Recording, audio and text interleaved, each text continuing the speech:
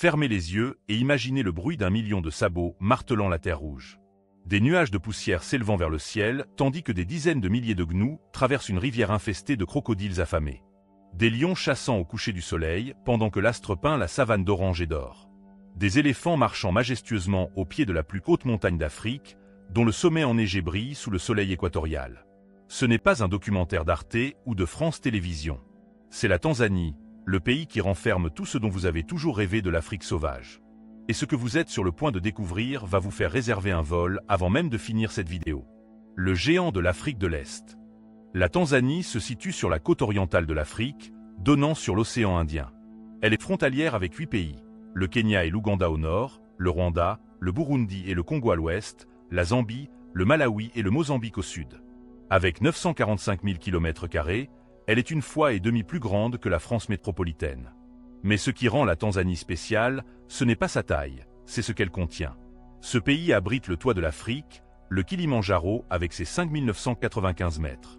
Le lac le plus profond du continent, le Tanganyika, qui atteint 1500 mètres de profondeur. Le Serengeti, probablement le parc national le plus célèbre au monde.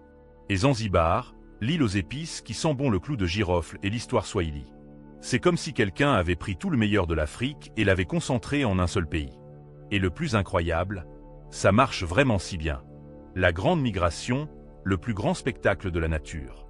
S'il y a un événement sur Terre que vous devez voir avant de mourir, c'est la grande migration dans le Serengeti. Chaque année, plus d'1,5 million de gnous, accompagnés de 200 000 zèbres et 300 000 gazelles, effectuent un voyage circulaire de 3000 km entre la Tanzanie et le Kenya, suivant les pluies et l'herbe fraîche. Mais ce n'est pas une simple promenade.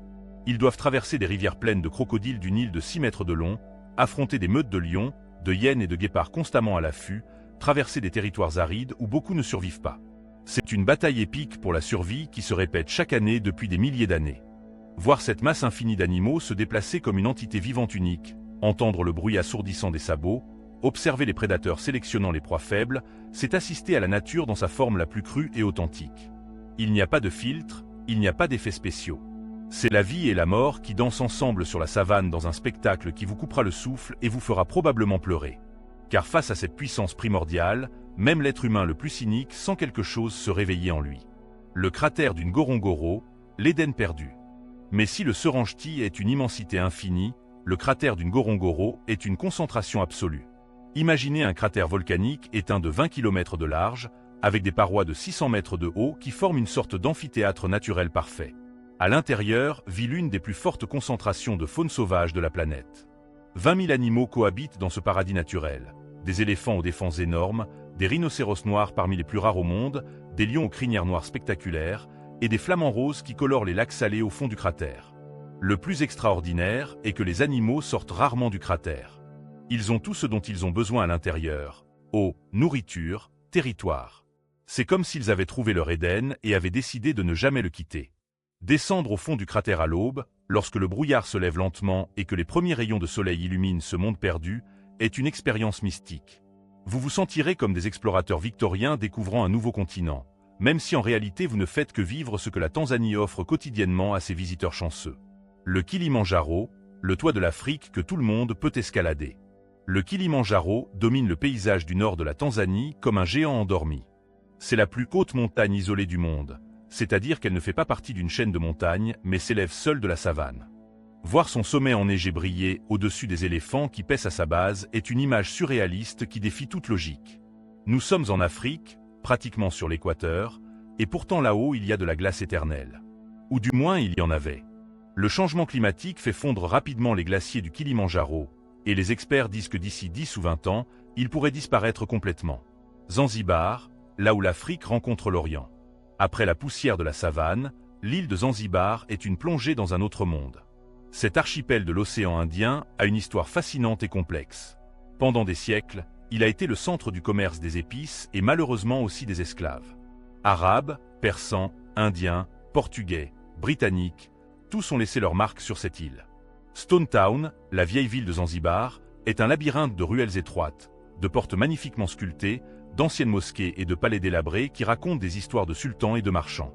Se promener dans ces rues au coucher du soleil, avec les parfums d'épices qui se mêlent à l'air salin, avec le muezzin appelant à la prière depuis les mosquées, c'est faire un voyage dans le temps. Mais en Zibar, ce sont aussi des plages de sable blanc très fin, des eaux turquoises cristallines, des récifs coralliens ou faire de la plongée avec tuba parmi des poissons tropicaux très colorés.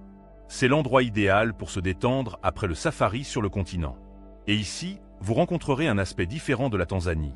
Le peuple swahili, avec sa culture qui mélange de manière unique les influences africaines, arabes et indiennes. Les femmes de la savane. Les femmes tanzaniennes incarnent la force silencieuse de l'Afrique. Dans les zones rurales, vous les verrez marcher des kilomètres chaque jour avec des bidons d'eau de 20 litres sur la tête, avec un enfant attaché sur le dos et un autre marchant à côté.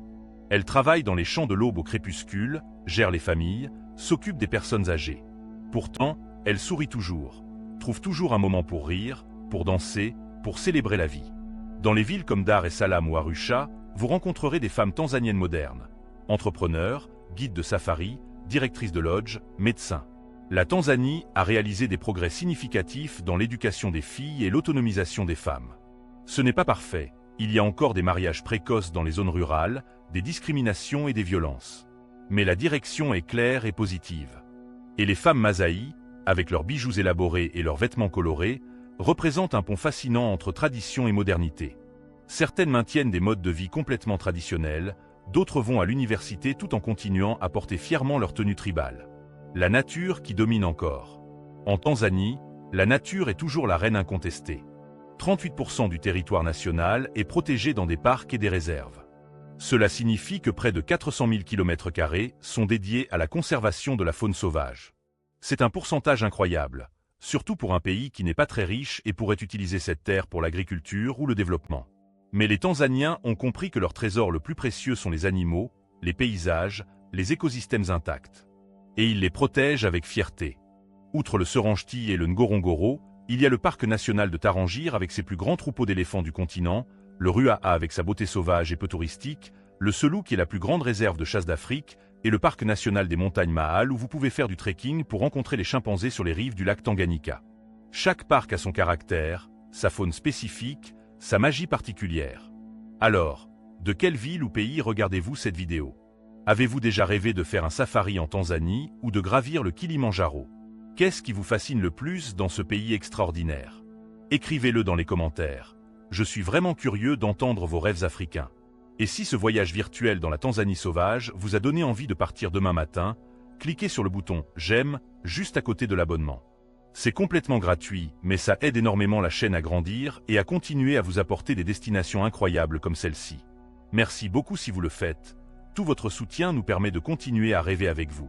Et maintenant, ne vous arrêtez pas là. Cliquez sur l'une des vidéos que vous voyez à l'écran pour découvrir d'autres merveilles africaines qui vous laisseront sans voix. On se voit dans le prochain voyage, et rappelez-vous, l'Afrique n'est pas un endroit à visiter, c'est un sentiment à vivre.